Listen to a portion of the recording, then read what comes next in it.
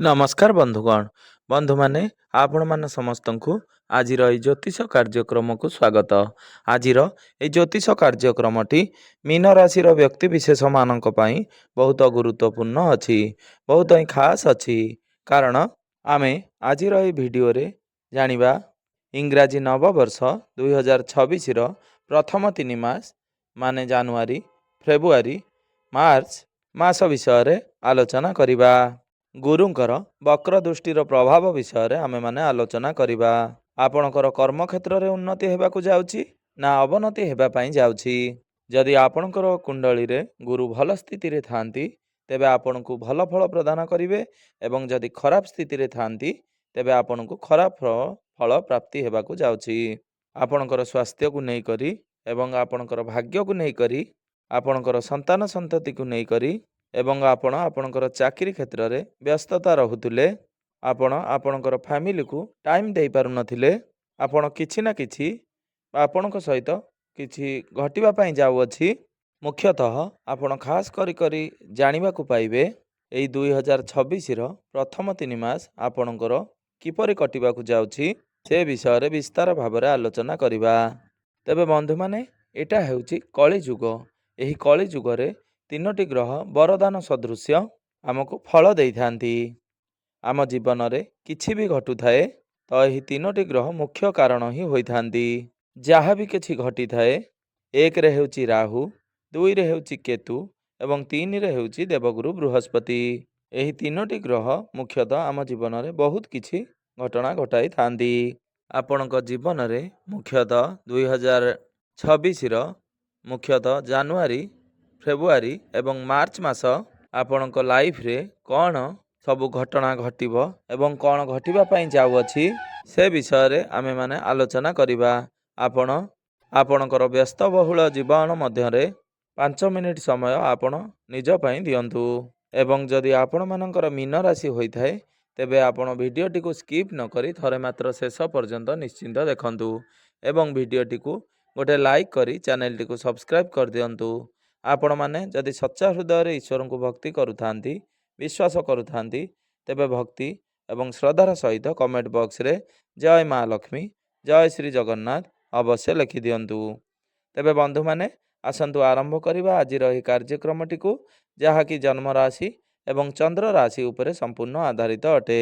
ଏବଂ ଭିଡ଼ିଓର ଅନ୍ତରେ ମୁଁ କିଛି ଉପାୟ ବିଷୟରେ କହିବି, ଯେଉଁ ଉପାୟ ଗୁଡ଼ିକ ଅବଲମ୍ବନ କରିବା ଦ୍ୱାରା ଆପଣଙ୍କର ଯେଉଁ ସବୁ ମନ୍ଦ ଗ୍ରହମାନଙ୍କର ପ୍ରଭାବ ରହିଛି ସେଗୁଡ଼ିକ କିଛି ମାତ୍ରାରେ କମ୍ ହୋଇପାରିବ। ତେବେ ବନ୍ଧୁମାନେ, ଆସନ୍ତୁ ଆରମ୍ଭ କରିବା ଆଜିର ଏହି କାର୍ଯ୍ୟକ୍ରମଟିକୁ। ତ ବନ୍ଧୁମାନେ, ଆପଣଙ୍କର ହେଉଛି ମୀନ ରାଶି। ମୀନ ରାଶିର ରାଶ୍ୟାଧିପତି ହେଉଛନ୍ତି ଦେବଗୁରୁ ବୃହସ୍ପତି। ତ ବନ୍ଧୁମାନେ, ଗୁରୁ ବକ୍ରି ହୋଇସାରିଛନ୍ତି ଆପଣଙ୍କର ପଞ୍ଚମ ଗୃହରେ। କଥାରେ ଅଛି ପଞ୍ଚମରେ ବୃହସ୍ପତି। ଯେତେବେଳେ ପଞ୍ଚମରେ ବୃହସ୍ପତି ଥାଆନ୍ତି ଆମର ଭାଗ୍ୟ ହିଁ ଉଦୟ ହୋଇଥାଏ।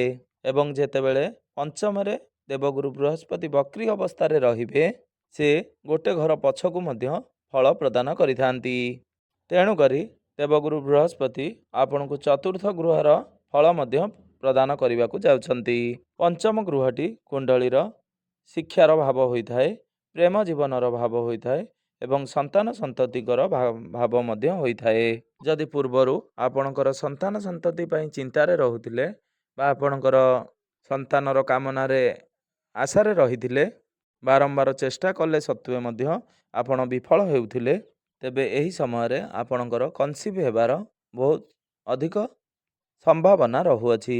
ଏହି 120 ଦିନ ମଧ୍ୟରେ ଅର୍ଥାତ୍ ଡିସେମ୍ବର ଆପଣଙ୍କର 2026 ମସିହାର ମାର୍ଚ୍ଚ ମାସ ମଧ୍ୟରେ ଆପଣଙ୍କର ଏହି ଚାନ୍ସେସ୍ ବହୁତ ଅଧିକ ରହୁଛି। ଯଦି ଆପଣ ଆପଣଙ୍କର ପାଠପଢ଼ାକୁ ନେଇ କିଛି ଅବହେଳା କରୁଥିଲେ ତେବେ ଆପଣଙ୍କର ପାଠପଢ଼ାକୁ ନେଇ ଖୁସି ଖବର ରହିଛି। ଆପଣ ଆପଣଙ୍କର ପାଠପଢ଼ା ପ୍ରତି ଅଧିକ ଫୋକସ୍ ଦେବେ ଏବଂ ଆପଣଙ୍କର ସନ୍ତାନ ଆପଣଙ୍କୁ କିଛି ମାତ୍ରାରେ ଖୁସି ପ୍ରଦାନ କରିବେ ଏବଂ ସନ୍ତାନଙ୍କ ତରଫରୁ ମଧ୍ୟ ଆପଣଙ୍କୁ ଖୁସି ଖବର ପ୍ରାପ୍ତି ହେବା ପାଇଁ ଯାଉଅଛି। ସେ ଆଡ଼ମିସନ୍ ହେଉ କିମ୍ବା ଷ୍ଟଡି ହେଉ, ଆପଣଙ୍କର ସନ୍ତାନଙ୍କ ତରଫରୁ କିଛି ନା କିଛି ଗୁଡ୍ ନ୍ୟୁଜ୍ ମିଳିବାର ଆଶଙ୍କା ରହିବ ନିଶ୍ଚୟ। ଦେବଗୁରୁ ବୃହସ୍ପତି ଆପଣଙ୍କର ଦଶମ ଏବଂ ପ୍ରଥମ ଗୃହକୁ ଦେଖୁଛନ୍ତି। ତ ଦେବଗୁରୁ ବୃହସ୍ପତି ପଞ୍ଚମରେ ବସିଛନ୍ତି ମାନେ ଏ ଗୃହକୁ ବହୁତ ଷ୍ଟ୍ରଙ୍ଗ କରିବେ। ବିଦ୍ୟାର୍ଥୀମାନଙ୍କ ପାଇଁ ତ ବହୁତ ଭଲ ରହିଛି ଏଇ 2026ଟି। ଆପଣଙ୍କର ପାଠପଢ଼ାକୁ ନେଇ ଏଇ ମାସର ଆରମ୍ଭରୁ ବର୍ଷର ଆରମ୍ଭରୁ ଜାନୁଆରୀ ଫେବୃଆରୀ ମାର୍ଚ୍ଚ ମାସରୁ ବହୁତ ଭଲ ରହିଛି।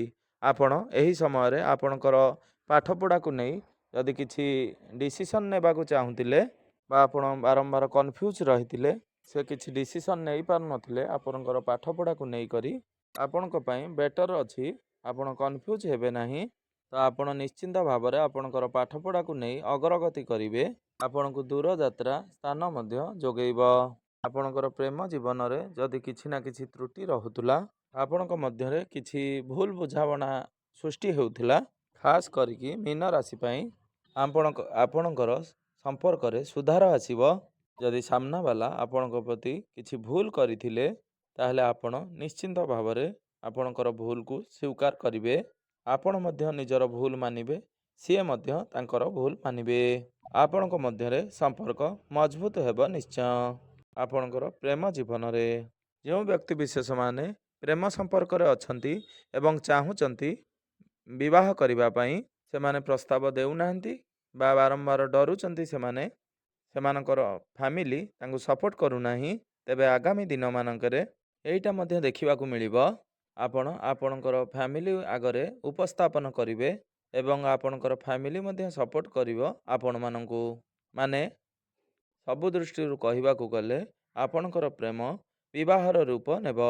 ଏବଂ ଯେଉଁ ବ୍ୟକ୍ତିବିଶେଷମାନେ ନିଜର ଲଭ୍ ରିଲେସନ୍ ଚାହୁଁଥିଲେ ବନେଇବା ପାଇଁ, ଆପଣ ଚେଷ୍ଟା କରୁଥିଲେ ଭଲ ସାଙ୍ଗ ହେଉ ବା ଭଲ ଫ୍ରେଣ୍ଡସିପ୍ ହେଉ, ଆପଣଙ୍କୁ ଆଗାମୀ ଦିନରେ ଡିସେମ୍ବର 3 ପରଠାରୁ ଖାସ୍ କରିକି 2026ର ଆରମ୍ଭରୁ ଜାନୁଆରୀରୁ ମାର୍ଚ୍ଚ ମାସ ମଧ୍ୟରେ କେହି ନା କେହି ଆପଣଙ୍କର ମନ ମୁତାବକ ଆପଣଙ୍କୁ ରିଲେସନ୍ ମିଳିଯିବାର ସମ୍ଭାବନା ବନୁଅଛି।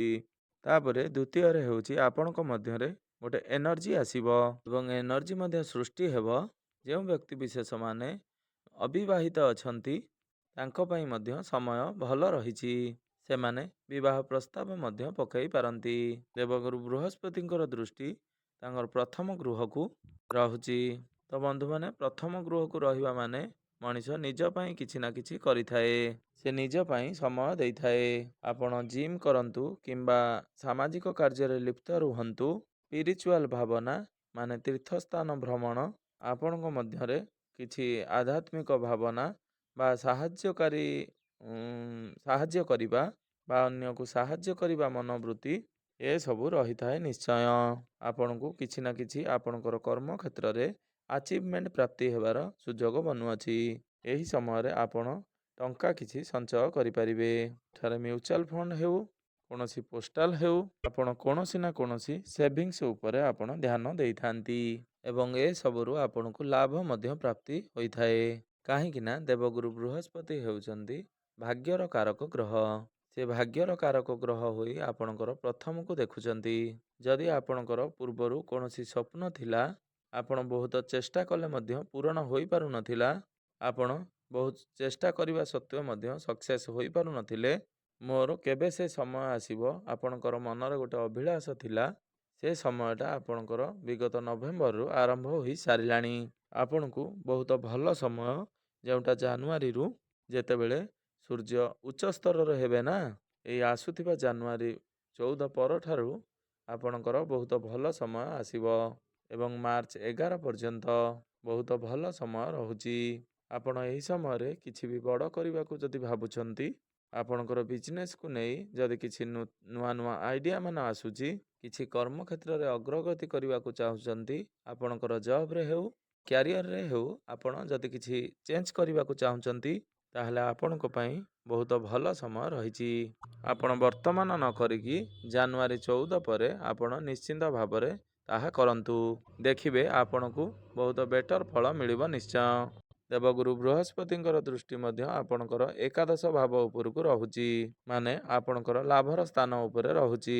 ତେଣୁକରି ଜବ୍ ଚେଞ୍ଜେସକୁ ନେଇକରି ହେଉ କିମ୍ବା ଆପଣଙ୍କର ପଦୋନ୍ନତିକୁ ନେଇକରି ହେଉ, ଭାଗ୍ୟର ପରିବର୍ତ୍ତନ ସଡନ୍ ଆପଣ ଭାବିବେ କି ସବୁ କିଛି ଠିକ୍ ଠାକ୍ ଥିବ, ଆପଣ ସବୁବେଳେ ଭାବୁଥିବେ କି ମୋର ସେହି ସମୟ କେତେବେଳେ ଆସିବ, ଆପଣଙ୍କୁ ହଠାତ୍ ସବୁକିଛି ପ୍ରାପ୍ତି ହେବ।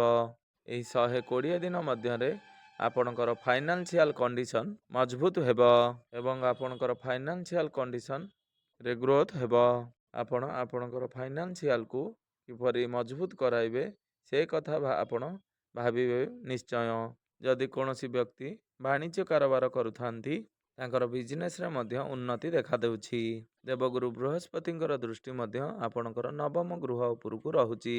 ଆପଣ ଆପଣଙ୍କର ଭାଗ୍ୟ ସମ୍ବନ୍ଧିତ ଯେକୌଣସି ବି କାର୍ଯ୍ୟ ଥାଏ, ମାନେ ଆପଣ କୌଣସି ଜମିବାଡ଼ି କରୁଛନ୍ତି କିମ୍ବା ଗୃହ ନିର୍ମାଣ କରୁଛନ୍ତି ବା କୌଣସି ଶୁଭ ମାଙ୍ଗଳିକ କାର୍ଯ୍ୟ ଆୟୋଜନ କରୁଛନ୍ତି, କୌଣସି ଗୃହ ନିର୍ମାଣ କାର୍ଯ୍ୟ ଅଧାରେ ରହିଥିଲା, ଆପଣଙ୍କୁ ଲୋନ୍ ପ୍ରାପ୍ତି ହୋଇପାରୁନଥିଲା, ଆପଣଙ୍କର ଭାଗ୍ୟ ଏଠାରେ ପୁରା ସପୋର୍ଟ ଦେଉଛି। ଆପଣଙ୍କୁ ଜଣାପଡ଼ିବ ନାହିଁ, ଧୀରେ ଧୀରେ ଡେଭଲପ୍ ହେବା ପାଇଁ ଯାଉଅଛି।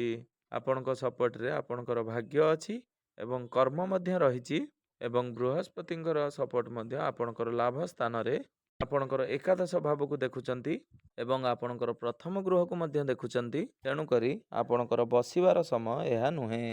ଆପଣ ଏଇଟା ମନ ଭିତରେ ରଖନ୍ତୁନି ଯେ ମୋର କିଛି ହବନି କି ହଉନି। ଆପଣଙ୍କ ମନରେ ଏଭଳି ମନୋବୃତ୍ତି ରଖିବାଟା ବହୁତ ଭୁଲ।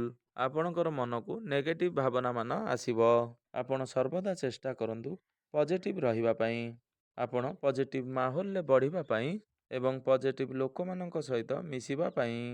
କିଛିଟା ନେଗେଟିଭ ରହିଛି, ଆପଣ କାହା ପ୍ରତି ଧ୍ୟାନ ରଖିବେ। ଖାସ୍ କରିକି ଯଦି କୌଣସି ବ୍ୟକ୍ତିଙ୍କର ଡାଇବେଟିସ୍ ରହିଛି ତେବେ ମିଠା ଖାଇବାଠାରୁ ଆପଣ ଟିକେ ଦୂରେଇ ରୁହନ୍ତୁ। ଆପଣଙ୍କ ପାଇଁ ସମୟ ବହୁତ ଭଲ ରହିବ, କାରଣ ଏହି ସମୟରେ ସୁଗାର ବଢ଼ିବାର ଅଧିକ ଚାନ୍ସେସ୍ ରହୁଛି। ଆପଣ fast food, junk food, oily food ଠାରୁ ଟିକେ ସତର୍କତା ଅବଲମ୍ବନ କରନ୍ତୁ। ଆପଣ ହେଲ୍ଦି ଫୁଡ଼୍ ଖାଇବାକୁ ଚେଷ୍ଟା କରନ୍ତୁ। ଯଦି କୌଣସି ବ୍ୟକ୍ତି ମେଦବହୁଳତା ଅଛନ୍ତି ବା ମୋଟାପା ଅଛନ୍ତି, ତାହେଲେ ଆପଣଙ୍କର ଷ୍ଟୋମାକ୍ ରିଲେଟେଡ୍ କିଛି ସମସ୍ୟା ଦେଖାଦେଇପାରେ।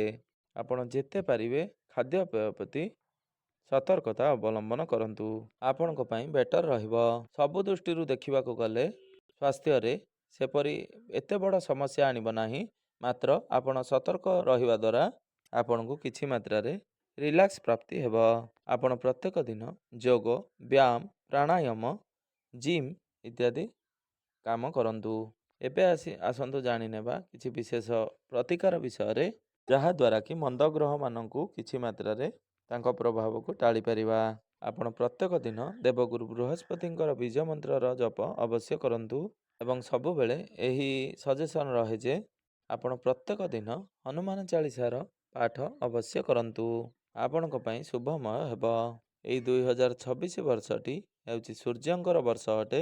ତେଣୁ ଆପଣ ସୂର୍ଯ୍ୟଙ୍କୁ ସ୍ନାନ ସାରି ତମ୍ବା ପାତ୍ରରେ ଜଳାର୍ଘ୍ୟ ଅର୍ପଣ କରନ୍ତୁ। ତେବେ ବନ୍ଧୁମାନେ, ଆପଣଙ୍କର ଜୀବନ ମଙ୍ଗଳମୟ ହେଉ, ଏହା ହିଁ ଈଶ୍ୱରଙ୍କ ନିକଟରେ ମୋର ଏତିକି ପ୍ରାର୍ଥନା। ଏବଂ ଆସିବାକୁ ଥିବା ଇଂରାଜୀ ନବବର୍ଷ 2026ଟି ଆପଣଙ୍କ ପାଇଁ ସୁଖମୟ ହେଉ, ଆପଣଙ୍କର ଚଲାପଥ କୁସୁମିତ ହେଉ, ଏହା ହିଁ ଈଶ୍ୱରଙ୍କ ନିକଟରେ ମୋର ଏତିକି ପ୍ରାର୍ଥନା। ଧନ୍ୟବାଦ।